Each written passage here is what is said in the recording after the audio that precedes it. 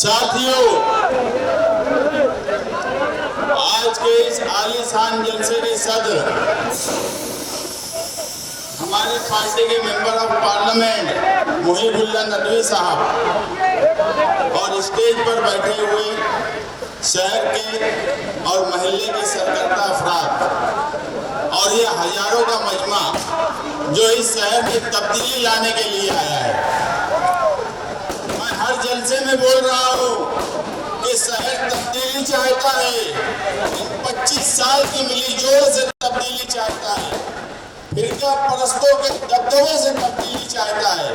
हमेशा इस शहर में निहाली दबदबा रहा, मगर 12 नवंबर 2021 हमारे मेंबर ऑफ पार्लियामेंट सोच रहे होंगे कि 12 नवंबर के बार क्यों बात हो रही है और हम काला ड्रेस पहन के क्यों आए हैं। तो मैं उनको बता दूं कि यहाँ कई लोग जो स्टेज पर बैठे हैं, हम 12 नवंबर में बेगुनाह लोग सैकड़ों की तादाद में जेल गए थे। वो 12 नवंबर जिस वक्त हुजूर की शान में गुस्ताखी हुई थी, आप बताइए कि शेख रशीद खान वाले का जो शेख आसिफ अपने आप को बोलता है कि हम बहुत बड़े बहादुर हैं, मेरा खानदान बहुत बड़ा है, मेरे भतीजे भाई बहुत बड़े हैं, ये एक भी फर्द उस वक्त हुजूर की शान में गुस्ताखी वाले दिन रोड पर एहतजाज करने के लिए क्यों नहीं आया। आप सोचिए, थोड़ी थोड़ी बात पर लोगों को धमकी देना, गोलियां चलाना, तलवार निकाल लेना, आगरा रोड के शुमाली हिस्से वालों को डराना, ये सब करने वाले जब 12 नवंबर आया उस वक्त इनके खानदान का एक फर्द क्यों सामने नहीं आया। ये शहर को सोचने का सवाल है कि सिर्फ हरा झंडा लेकर कौम मिल्लत को नहीं बचाया जा सकता। मैं हमेशा बोलता हूं कि इस मुल्क में सिर्फ दस्तूर को लेकर ही हम कौम मिल्लत को बचा सकते हैं। 12 नवंबर का जब वाकया हुआ, जब जुलूस निकला, जो तंजीम ने ऐलान की थी रजा एकेडमी, उस तंजीम से इस हुसैन सेठ कंपाउंड के लोगों ने वो तहरीक को हाईजैक करने की कोशिश की। बुध के दिन जुमा का जुलूस था और बंद था, जुलूस तो था ही नहीं, बंद का ऐलान था, मगर बुध के दिन सारे प्रोग्राम हुसैन सेठ के कंपाउंड में लाए गए और पूरा प्रोग्राम हाईजैक किया गया। और उन गधों को ये नहीं समझ रहा था कि निहाल साहब थे जो मालेगांव बंद करा लेते थे। इन गधों को किसी ने बोल दिया कि अब तो निहाल साहब जो बंद कराते थे, अब तुमको पूरा उसका क्रेडिट मिलने वाला है। बस क्रेडिट की लड़ाई में इनके पास ना कोई प्लान था, ना इनको कुछ समझ रहा था, सिर्फ वाहवाही लूटने के लिए सब लोगों को कंपाउंड में जमा किया गया। उस पर भी कोई बात नहीं।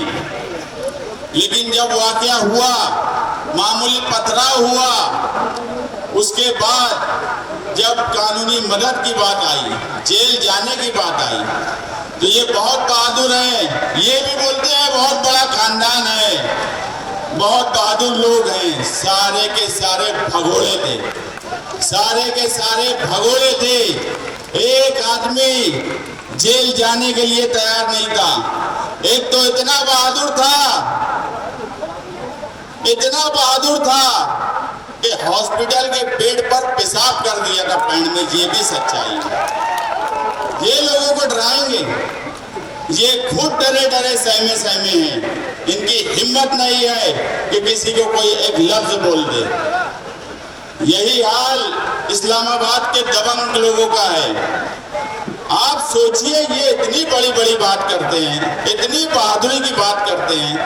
12 नवंबर के वक्त इनके खानदान का, इनके घर का एक फर्द क्यों उस एहतजाज में नहीं आया जो हुजूर की शान में गुस्ताखी के लिए किया गया था।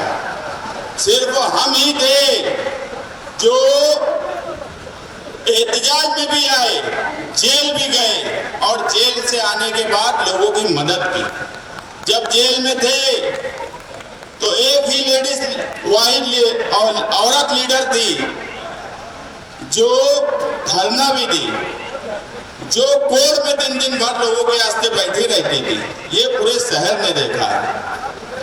मगर उस वक्त भी ना यूनुस ईसा फैमिली का कोई फर्द कोर्ट में मदद के लिए आया, ना ही आसिफ शेख के यहाँ से किसी ने कोई मदद करने की कोशिश की। आप उस वक्त के YouTube चैनल देखेंगे तो इन्होंने एक ही काम किया कि जब बेल एप्लीकेशन जेल में आता था तो ये एक बात जरूर बोलते थे, जब भी जेल में एप्लीकेशन आता था तो ये एक बात जरूर बोलते थे कि कुछ ना कुछ तो इन्होंने किया है। इस तरह की बात बोली जाती थी कि प्रशासन और टाइट कोर्ट में अपनी पेशी के वक्त जो कागजात थे उसको इस तरह से दिया जाता था कि जिस जेल में जाने वालों को चंद दिन में छूटना चाहिए था उनको 11 महीने लग गए। उस वक्त भी एक वाकया हुआ शेख खलील और अब्दुल मालिक के बीच में। वो 1-1.5 महीने में छूट के आ गए। गोली चली थी, गोली, मगर 1-1.5 महीने में छूट के आ गए। मैं भी जेल में था। जेल में एक दूसरे के साथ रहते थे और बोलते थे कि एक दूसरे की मदद करके मामलात को खत्म किया जाए। ये बात छूट है क्या कि अब्दुल मालिक और शेख एहसान ने उस वक्त सेटिंग करके छूटने की बात नहीं की। गोली चलाए हुए लोग 1 महीने में छूट गए। पत्थर का जिन पर इल्जाम था उनको 11 महीना लग गया। अभी जो वाकया हुआ, अब्दुल मालिक पर गोली चली। मुझे बताओ ऐसा कौन सा कानून था कि गोली चलाने वाले 2 महीने के अंदर छूट गए? ये मालेगांव शहर की आवाम है, इन्हें पता है कि जब इस शहर में कंप्रोमाइज होता है किसी लड़ाई का उसी वक्त लोग जल्दी छूटते हैं। इन्होंने फिर कंप्रोमाइज किया।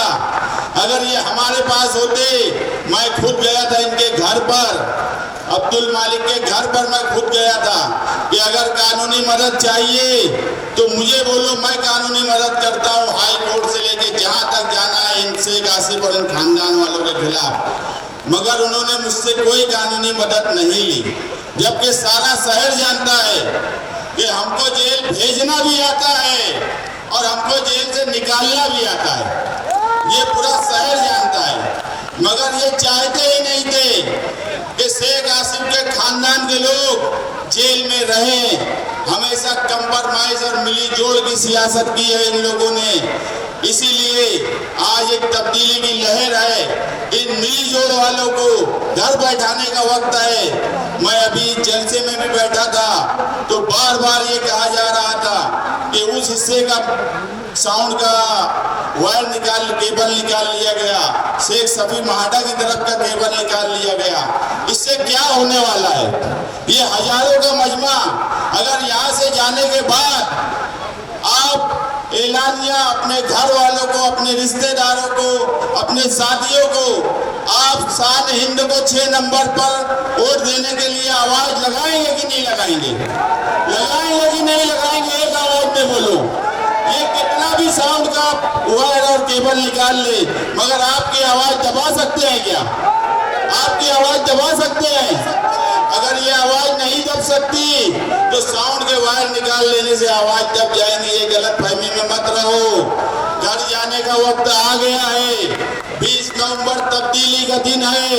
23 नवंबर को इस शहर को एक नवा नुमाइंदा मिलेगा जिसका इस शहर पे दबदबा भी होगा, जो इस शहर में तामीर और तरक्की के लिए काम करेंगी, जो इस शहर में पुलिस और प्रशासन ने जो जुल्म किया है 12 नवंबर के वक्त, वैसा कोई वाकया इसके बाद ना हो। और हुजूर की शान में अगर गुस्ताखी हो तो इनके जैसा घर पर नहीं बैठेंगे, रोड पर निकलेंगे, एहतजाज करेंगे। ऐसा लीडर इस शहर को चाहिए। और मुझे यकीन है कि आज ये हजारों का मजमा जो 12 नवंबर के नाम से यहाँ जमा हुआ है, जो जुल्म और नाइंसाफी हमारे साथ हुई है, उस वक्त भी मैं बोला था कि आज केस अंडर ट्रायल है। जामीन पर जब हम बेल पर छूट के आए थे, जब भी कहा था कि आज तो हम कानून से छूट के आए हैं, मगर एक अवामी अदालत बैठेंगी।